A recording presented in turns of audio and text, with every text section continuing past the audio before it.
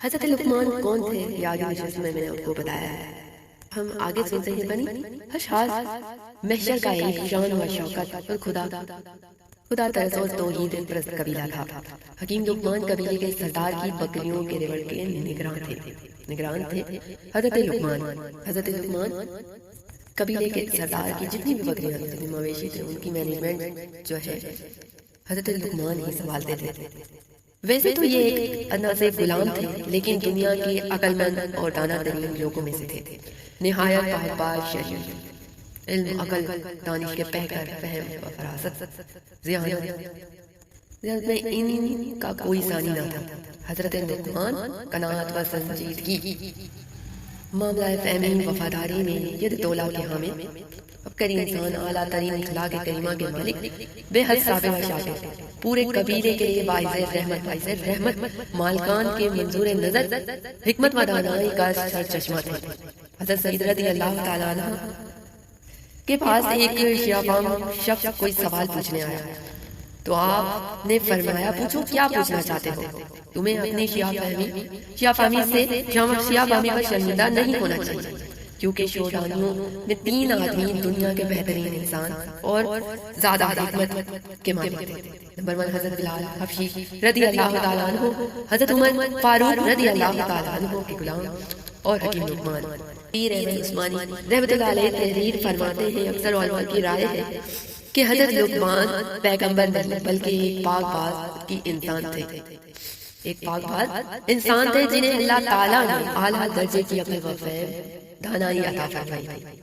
ان کے علاقہ نصیحتیں اور حکمت کی باتیں لوگوں میں بہت مشہور چلی جاتی ہیں. رب العزت نے ایک قصہ قرآن کریم میں بھی بیان فرما کر ان کا مرتبہ اور زیادہ بڑھا دیا. حضرت لقمان کہاں کے رہنے والے تھے اور کس زمانے میں پیدا ہوئے اس کی پوری ٹائم نہیں ہو سکتی. اکثر قول ہے کہ وہ حبشی تھے اور حضرت داؤد علیہ السلام کے زمانے میں پیدا ہوئے. تفسیر عثمانی صفحہ نمبر 548 میں موجود ان کے بہت سے قصے اور اقوال تفسیر میں نقل کیے گئے ہیں. واللہ اعلم. وحید بن منور رحمۃ اللہ علیہ کی روایت کے مطابق حضرت لقمان ایوب علیہ السلام کے بھانجے تھے اور ان کے خالہ بھائی بھی بتایا ہے. اور حضرت لقمان کی عمر دراز ہوئی یہاں تک کہ انہوں نے حضرت داؤد علیہ السلام کا زمانہ بھی پایا. قطبی کے متعلق حضرت لقمان حضرت داؤد علیہ السلام سے پہلے شرعی مسائل میں لوگوں کو سمجھایا کرتے تھے. جب حضرت داؤد علیہ السلام کو نبوت عطا ہوئی تو انہوں نے فتویٰ دینا چھوڑ دیا کہ اب میری ضرورت نہیں. بعض روایات میں موجود کہ حضرت لقمان بنی اسرائیل کے قاضی تھے اور بہت سے کلمات حضرت لقمان سے منقول ہیں. صحابہ رضی اللہ تعالیٰ عنہ فرماتے ہیں کہ میں نے حضرت لقمان کی حکومت کے 10,000 سے زیادہ ابواب پڑھے.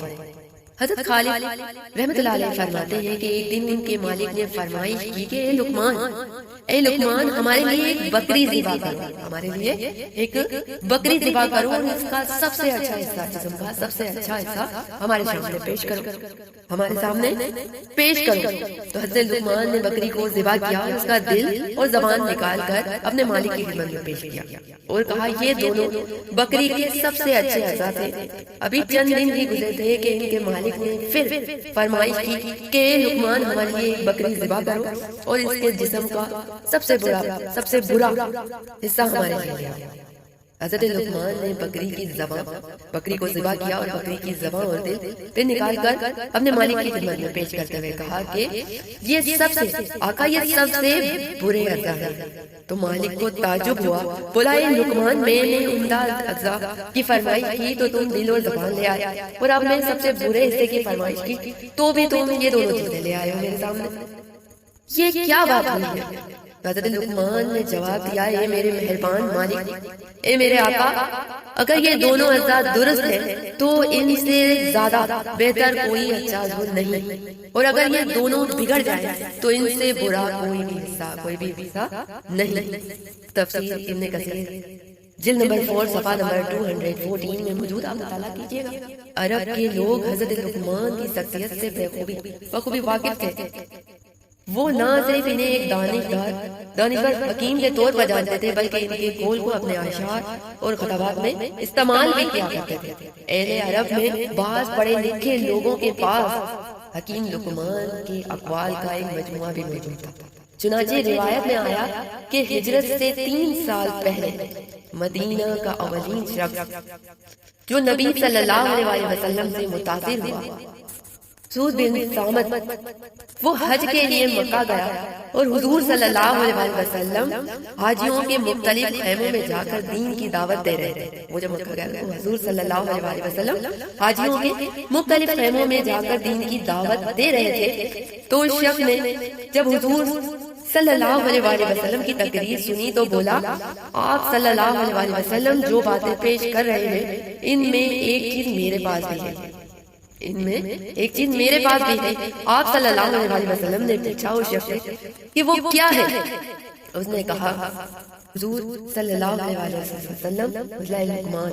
آپ صلی اللہ علیہ وسلم نے مجلے کا کچھ حصہ سنا، پھر فرمایا، یہ اچھا کلام ہے لیکن میرے پاس اس سے بھی اچھا ایک کلام ہے۔ اس کے بعد آپ صلی اللہ علیہ وسلم نے اس شخص کو قرآن کریم سنایا اور اس شخص نے اعتراف کیا کہ بلا شعبہ یہ مجلہ لقمان سے کئی زیادہ بہتر ہے۔ مفسرین لکھتے ہیں کہ حضرت لقمان نے فرمایا، میں نے 4000 نبیوں کی خدمت میں حاضری دی اور ان پیغمبروں کے مقدس کلاموں میں سے 8 اہم باتوں کو چن کر یاد کر لیا، جو یہ ہے، جب نماز پڑھو تو دل کی حفاظت کرو، جب کھانا کھاؤ تو اپنے حلق کی حفاظت کرو، کسی غیر کے مکان میں رہو تو اپنی آنکھوں کی حفاظت کرو، لوگوں کی مجلس میں بیٹھو تو اپنی زبان کی حفاظت کرو، اللہ سبحانہ و تعالیٰ کو ہر وقت ہر لمحہ یاد رکھو، اپنی موت کو ہمیشہ یاد کرتے رہا کرو، اپنے احسانوں کو بھلا دو اور دوسروں کے ظلم کو فراموش کر دو۔ قرآن کریم کے سورہ لقمان میں اللہ تعالیٰ نے حضرت لقمان کی اپنے بیٹے کو کی جانے والی نصیحت کا ذکر کروایا ہے۔ سورہ لقمان آیات نمبر 9 تا 13 میں موجود، 9 تا 13 میں موجود اور 13 سے 19 میں موجود۔ قرآن کریم کی سورہ لقمان میں اللہ تعالیٰ نے حضرت لقمان کی اپنے بیٹے کو کی جانے والی نصیحت کا ذکر فرمایا ہے۔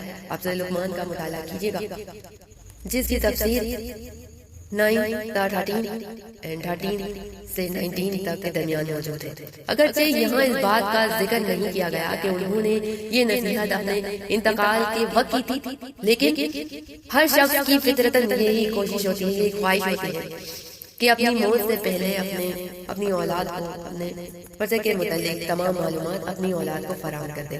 چنانچہ لقمان نے بھی یہی ضروری سمجھا کہ انتقال سے پہلے اپنے غور و فکر و عقل و دانش کا نچوڑ اپنی اولاد کو منتقل کر دیا۔ چنانچہ فرمایا کہ اے میری اولاد، اے میری جانشین، اللہ کے ساتھ، اللہ سبحانہ و تعالیٰ کے ساتھ کسی کو شریک نہ کرنا، یقیناً شرک بہت بڑا گناہ ہے۔ یہاں پر اللہ تعالیٰ نے والدین کے ساتھ حسن سلوک کی تاکید اور ان کی اطاعت و خدمت کا حکم دیا۔ بالخصوص ماں کے حوالے سے، بیٹا اگر کوئی عمل رائے کے دانے کے برابر بھی ہو اور زمین، آسمان یا چٹانوں میں کہیں بھی چھپا ہو، اللہ تعالیٰ اسے جانتے ہیں، ہر چیز کا علم ہے۔ کچھ شک نہیں کہ وہ باریک سے باریک چیز کو دیکھ سکتا ہے، کیونکہ قادر ہے وہ تقدیر کیا نہیں کرتا، دیتا ہے سہارا کبھی تنہا نہیں رکھتا۔ اللہ تعالیٰ ہر چیز پر قادر ہے، ہر شے پر قادر ہے۔ حضرت لقمان نے فرمایا، اللہ سبحانہ و تعالیٰ ہر چیز سے باخبر ہے۔ بیٹا نماز کی پابندی رکھنا، لوگوں کو اچھے کام کی تاکید اور برے کام سے روکتے رہنا، اور مصیبت کے وقت صبر سے کام لینا، اور زمین پر اکڑ کر نہ چلنا۔ اللہ تعالیٰ جھوٹے، چغلخور، لالچی، تکبر اور مغرور شخص کو پسند نہیں فرماتا۔ اپنے کردار کی حفاظت کرنا، اور بیٹا بحث کے دوران اپنی آواز کو پست رکھنا، اپنی آواز اونچی مت کرنا، یقیناً سب سے ناپسندیدہ آواز گدھے کی ہے۔ حضرت لقمان نے 1000 برس کی عمر پائی۔ حضرت داؤد علیہ السلام کی سے پہلے حضرت لقمان بنی اسرائیل کے مفتی تھے۔ حضرت داؤد علیہ السلام کے مصنف نبوت پر فائز ہونے کے بعد حضرت لقمان نے فتویٰ دینا ترک کر دیا تھا۔ حضرت لقمان عمر بھر عوام الناس کو واعظ سناتے، نصیحت فرماتے۔ تفسیر بتائے رحمان کے مطابق حضرت لقمان کی قبر رملہ کے قریب مقام سرفن میں ہے۔ حضرت قتادہ رضی اللہ تعالی عنہ کا قول ہے کہ آپ کی قبر رملہ میں مسجد اور بازار کے درمیان ہے۔ اس جگہ 70 انبیاء کرام بھی مدفون ہیں۔ جگہ 70,000 انبیاء کرام کی بھی قبریں موجود ہیں جنہیں یہودیوں نے آپ کے بعد بیت المقدس سے نکال دیا تھا، اور یہ لوگ بھوک اور پیاس سے تڑپ تڑپ کر وفات پا گئے تھے۔ آپ کی قبر پر ایک بلند نشان بھی موجود ہے۔ لوگ آپ کی قبر کی زیارت کے لیے دور دور سے آتے ہیں۔ اللہ تعالیٰ ہمیں تمام بزرگان دین کی نصیحتوں پر، قول پر، فرمان پر، عقائد عالم صلی اللہ علیہ وسلم کی سیرت اور طریقت پر عمل کرنے کی توفیق عطا فرمائے۔ گفتگو میں، تلفظ میں، ادائیگی میں، زبر زیر پیش میں